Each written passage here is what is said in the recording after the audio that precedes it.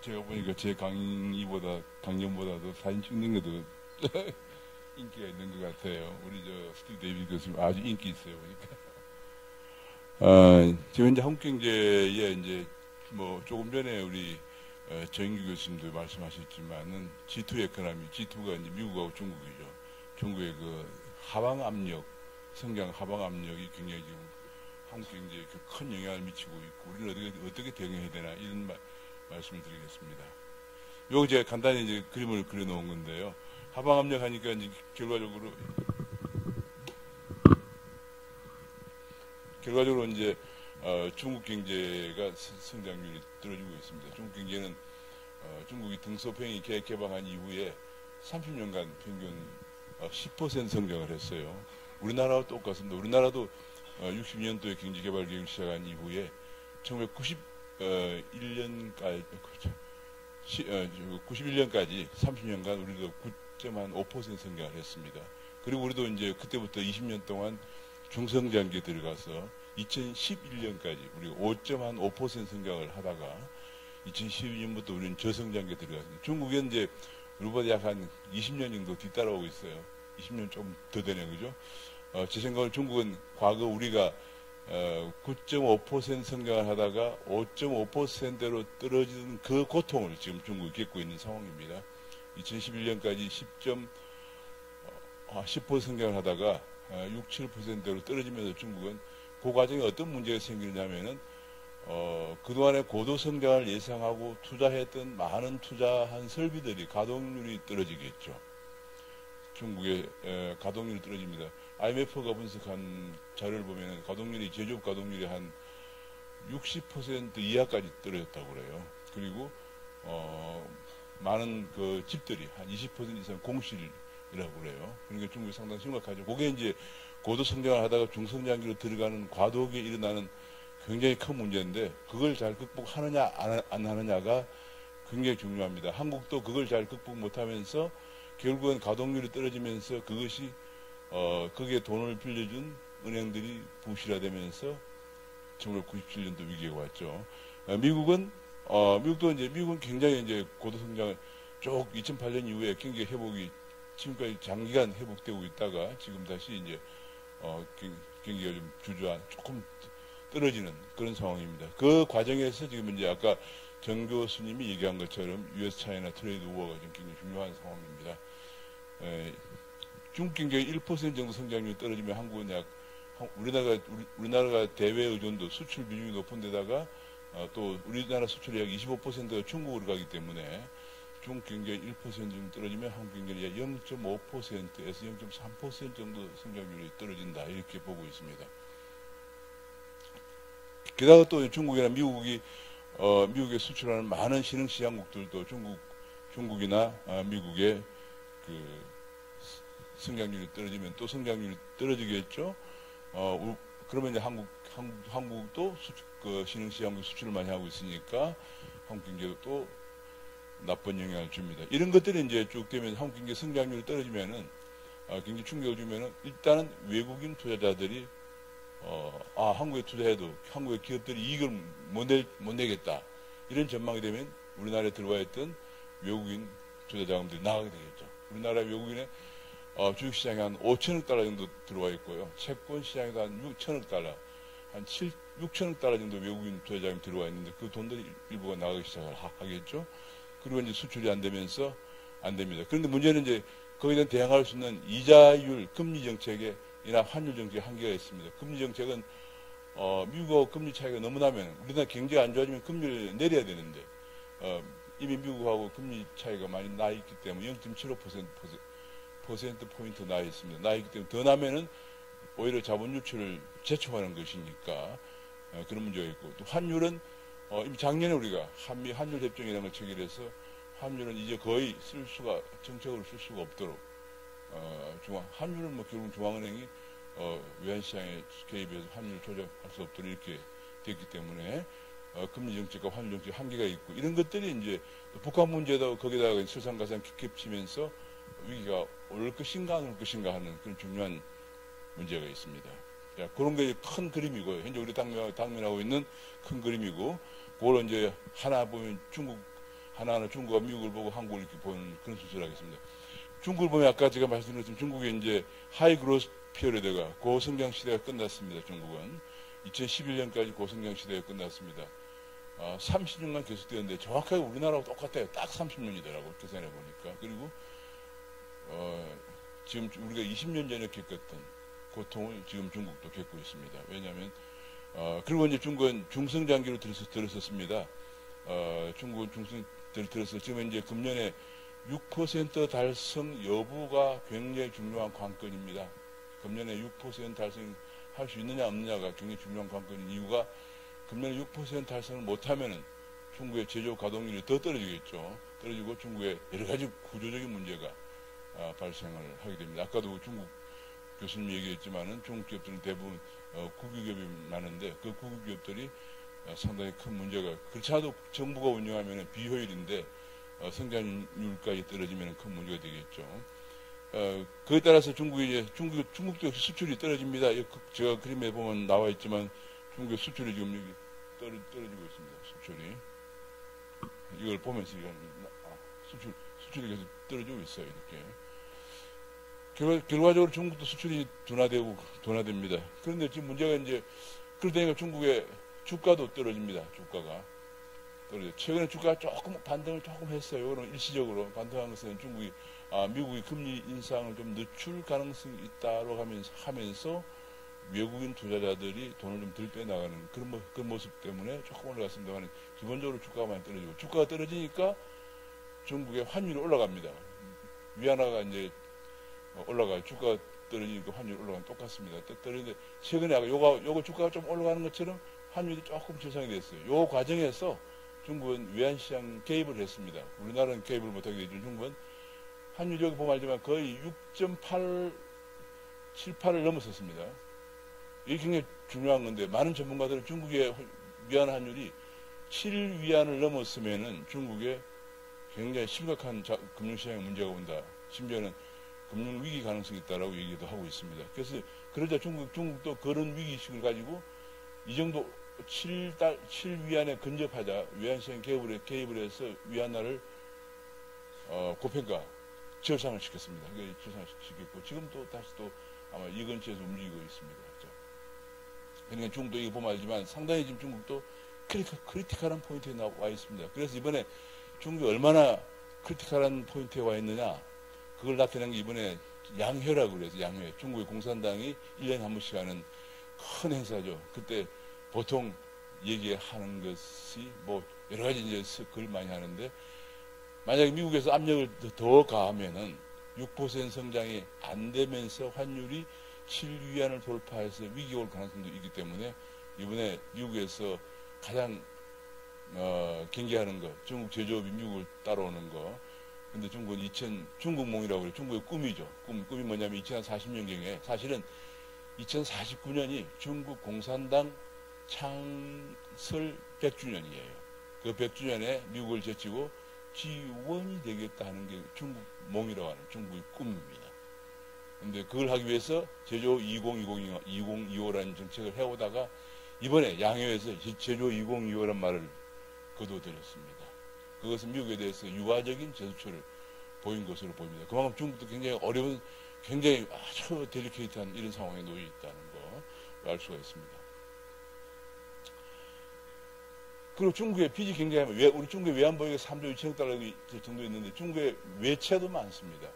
외채가 한 거의 1조 8천억 달러인데 단기 외채가 1년 내에 갚아야 할 단기 외채도 1조 2천억 달러 돼요. 근데 여기 보면 재밌는 것이 2007, 8년경 이후에 그 외채가 갑자기 늘어났어요. 그 이유가 뭐냐면은 중국이 그러니까 2008년이 어떤 해입니까?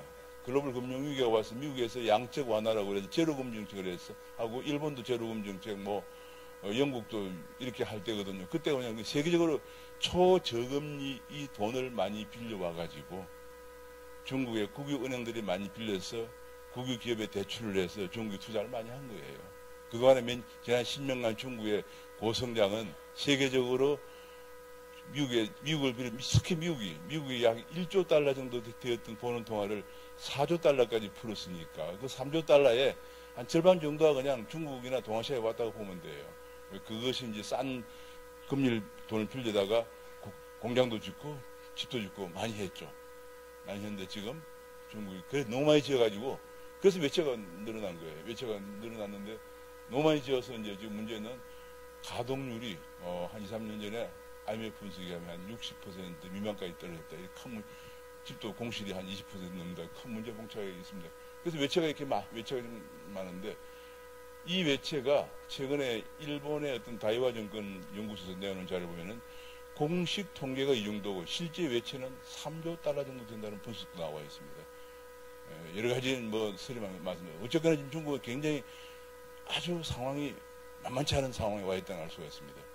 그래서 아까 얘기했지만 중국이 돈이 더 빠져나가면 안 되기 때문에 7위안을 넘었으면 환차손이 발생하기 때문에 외국인들 돈을 빼나갈 가능성이 있습니다. 그러나 아주 중요한 건 중국이 한 가지 포인트는 우리나라와 달리 자본시장을 통제를 하고 있습니다. 자본시장을 통제하고 있기 때문에 쉽게 빠져나가지는 않겠지만은 그래도 역시 위기 가능성이 있다. 특히 이제 중국인들이 돈을 외국으로 보내요. 보낸 그런 문제가 있어서 환율이 7위안이 돌파하지 않도록 이번에 개입을 하기도 했습니다. 그런 상황에 놓여 있다. 그 중국은 최근에 대책을 어떻게 하냐면 이런 대책을 했습니다. 금리를 내리면은 위안화를 약세를 초래하니까 금리를 안 내리고 리저브 리콰이먼트로 했대요. 지급 준비율을 조절했습니다. 지급 준비를 낮춰서 경기를 부양을 하려고 지급 준비를 낮추고 금리를 안 내리고 그 다음에 감세를 했습니다. 이런 정책을 하고 외환시장에서 아까도 얘기했지만 외환시장에 작년 11월에 7위안에 거의 근접하자 200억 위안의 시장을 개입해서 위안화를 가치를 유지시켰습니다. 그 다음에 중요한 것 중 하나가 중국도 어쩌면 외환 위기가 올지 모른다는 위기감을 감 때문에 작년 10월 26일에 일본과 2천억 위안에 약 3천억 달러인가? 좀 금액이 좀 잘못된 건데 300억 달러인데 이게 좀 잘못된 거. 300억 달러 규모의 한중일 통화 수합을 체결했습니다. 야, 이거 보면서 제가 중국이 얼마나 근데 이게 통화 수합 체결한 게 배경이 재미있습니다. 중국이 굉장히 실리적인 국가예요. 중국과 일본하고는 뭐가 문제냐면은 남태평양에 있는 중국말로는 조어대라고 그러고 일본 말로는 센카쿠 열도라고 하는데 그 섬 분쟁이 있습니다. 그 분쟁이 있는데 중국에서 시진핑 어디 나가서 잘 이거 하는 사람이 아니에요. 중국 국가 주석이니까. 그런데 시진핑이 안 나가고 리커창이라고 수상을 일본에 보내가지고 협상을 했습니다. 더 이상 우리 남태평양에 있는 섬 가지고 싸움을 중단하자. 그 대신 일본이 우리에게 300억 달러 정도의 통화수합을 체결해 달라는 협상을 했습니다. 그래서 아베도 마다할 이유가 없잖아요. 맨날 그 남태평양 섬 때문에 싸우다가 그래서 아베가 그것에 답례로 아베가 중국을 방문해서 300억 달러 통화수합을 체결합니다. 우리나라처럼 맨날 싸우기만 하는 외교를 안 합니다. 싸우다가도 실질을 취하는 그것이 중국 일본에 보여준 외교 태도입니다. 그런 시진핑이 말이죠. 한국에는 왔었어요. 한국 와서 어디를 갔느냐? 삼성전자 평택 반도체 공장을 방문했습니다. 아주 몇 년 전 얘기예요. 그래서 뭘 얘기했느냐? 이재용 부회장한테 제발 삼성 반도체 공장을 중국에 좀 지어다오. 제 생각으로는 이재용 부회장이 그 요구를 안 들어줬으면 하는 아쉬움이 있는데 그래서 시진핑에 대해서 아까 했지만 급해서 통화수합을 체결해야 되는 상황인데도 자기가 안 가고 리커창을 보내 협상을 하는 사람이고 중국은 잘 어디 안 가고 주변 국가들을 좀 가볍게 보는 그런 다 그런 건 아니지만 그런 측면도 있다는 얘기예요. 그러는데 우리나라 삼성전자를 방문해가지고 반도체 공장 지어달라고 했습니다. 그래서 이재용이 시안에다가 반도체 공장을 지어줬는데 제가 보기에는 그것이 지어지고 몇 년 지나면서 중국 반도체가 기술이 한국을 따라오는 그런 문제가 생겼습니다.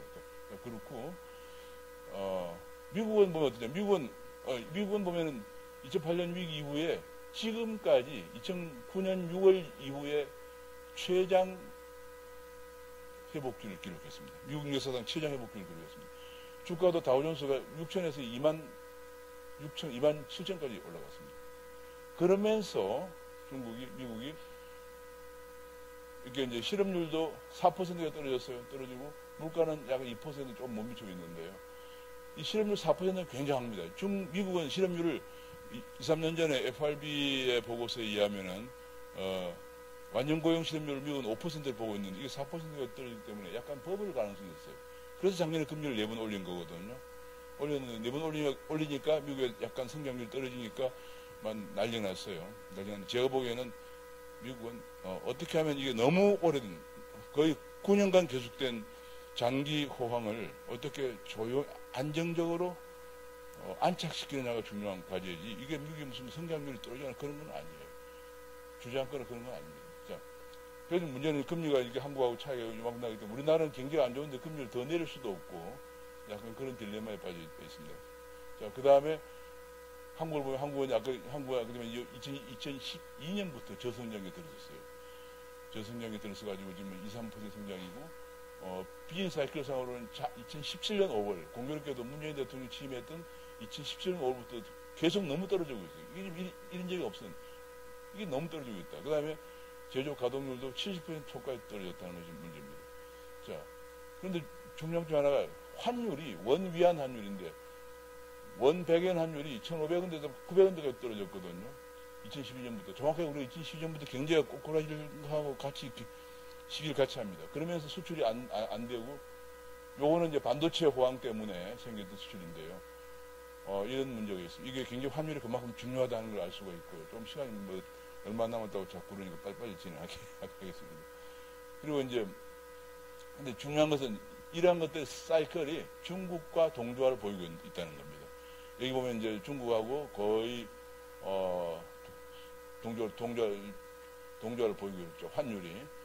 이게 문제가 아까 제가 했지만 중국이 그래서 만약에 환율이 달러당 7위안을 넘었으면은 한국도 환율이 올라가면서 위기 가능성이 있습니다. 그것이 중요한 문제고 주가도 그러니까 한국하고도 요건 상하이 종합지수고 한국 코스피인데 거의 같이 갑니다. 그래서 지금 중국이 그래서 실물적으로 수출에 중국 성장이 떨어지면 수출이 안 되는 건 중요하지만 중국의 금융시장 동향이 더 중요해요. 지금 우리나라에서는. 자, 빨리 진행해야 되겠다. 옛날에 미국에서 금리를 과거 올렸을 때 봅니다. 미국 금리 올려면 언제나 몇 년 뒤에 위기가 왔습니다. 왜냐하면 미국 금리는 자본이 유출되면 위기가 왔죠. 근데 이번에는 미국 금리 올리는데도 위기가 안 올 것인가? 이것이 관건이에요. 여러분 생각을 해보시고 바랍니다. 시간이 뭐 얼마 더 하니까. 자, 그 다음에 또 한 가지는 원엔 환율이 떨어졌을 때, 왜냐하면 우리나라는 거의 많은 제품이 일본과 경쟁 관계에 있거든요. 떨어졌을 때 또 위기가 옵니다. 여기도 97년 위기 전에 원 위안 환율이 떨어졌고 2008년 위기 전에도 원 위안 환율이 떨어졌습니다. 지금도 아까 되지만 원 위안 환율이 1,500원에서 900원까지 떨어졌죠. 지금은 괜찮을 것인가? 참 이번에는 다르다. 이번엔 다른가 하는 것이 다르면 좋겠는데 전 다르지 않을 가능성이 있기 때문에 걱정입니다. 자, 그리고 한 가지 중요한 것이 이제 노스코리아, 뉴클리어 문제, 핵 문제인데요. 이게 뭐냐면 미국하고 차이나하고 한국이 있는데 미국의 최대 관심이 뭐냐면 ICBM, 핵을 장착한 ICBM 미국에 날아오는 걸 방지하는 거예요.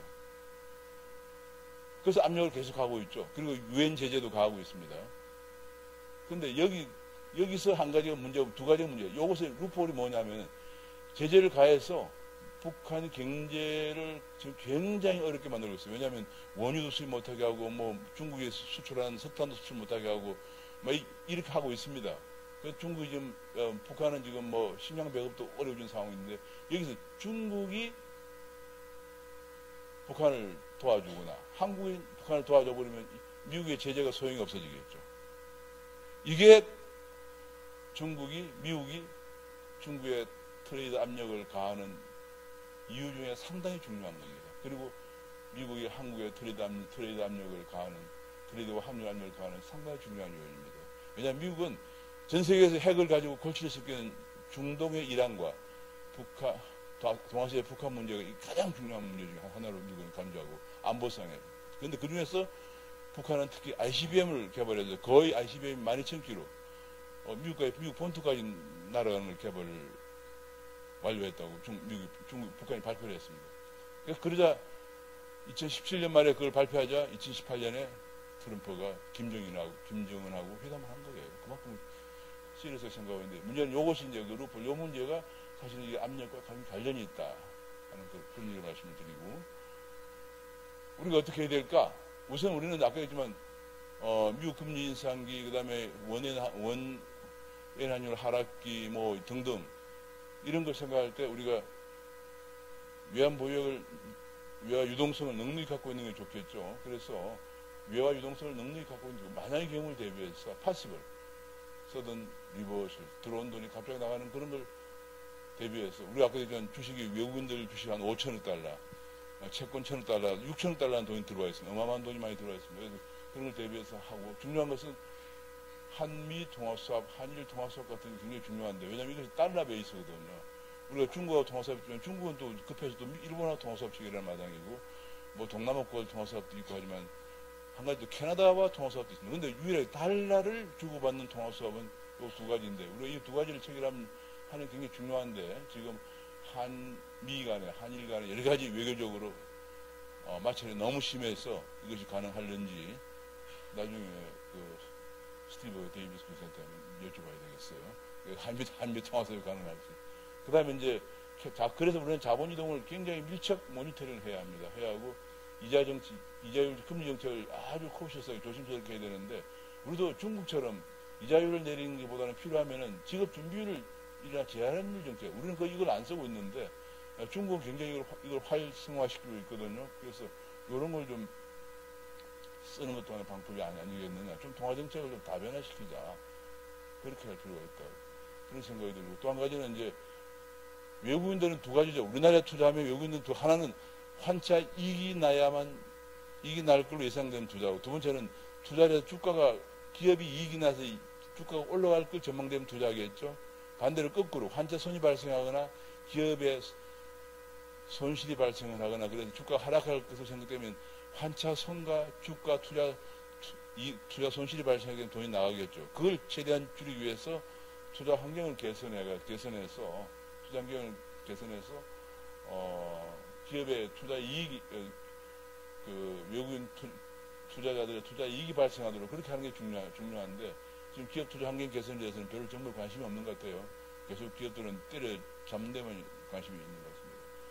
그렇게 되면 이제 기업들 때려잡는 데만 관심이 있으면 기업 투자 손실이 발생한 데다가, 아까 했지만 중국에서 위안화 환율도 올라가고 그러면 우리도 원화 환율이 올라가면서 환차 손도 발생하니까 6억 천억 달러 들어와 있는 외국인 돈들이 나가기 시작하면은 굉장히 위험하죠. 그런 상황이 발생.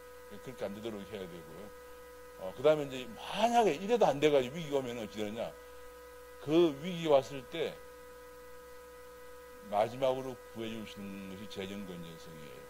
1997년 위기가 왔을 때 우리가 은행이 금융제도의 마지막이거든요. 마지막 보루는 은행까지 다 문 닫아버리면은 정상적인 기업 활동도 못하기 때문에 은행을 구제하기 위해서 198조 원이나 투입했습니다. 지금 만약 위기가 온다면 그보다 제 생각으로 두세 배 많은, 훨씬 많은 돈이 필요할 텐데, 그게 전부 재정 자금에서 나와야 되거든요. 그런데 재정을 함부로 막 쓰지 않고 지금 막 쓰고 있는데 막 나눠주고, 청년들한테도 뭐 한 달에 50만 원 준다, 100만 원 준다, 막 난리예요. 그러다가 위기가 오면은 이제 재정 자금이 바닥이 나면은 그런 위기에 빠진 은행도 구하지 못하면 더 이상 경제가 완전히 무너지는 거죠. 그래서 그런 걸 대비해서 이번에 IMF 경제 전망 보고서에서도 지금 신흥시장국이 굉장히 위험한 상황으로 가고 있기 때문에 재정 건전성을 강화해서 파시블 하는 올 수도 있는 위기에 대비해서 재정 건전성을 강화해야 한다 하는 권고를 하고 있습니다. 저도 전적으로 동의를 하고 있습니다. 시간이 딱 제가 10분에 끝내야 될 시간이 됐습니다. 감사합니다.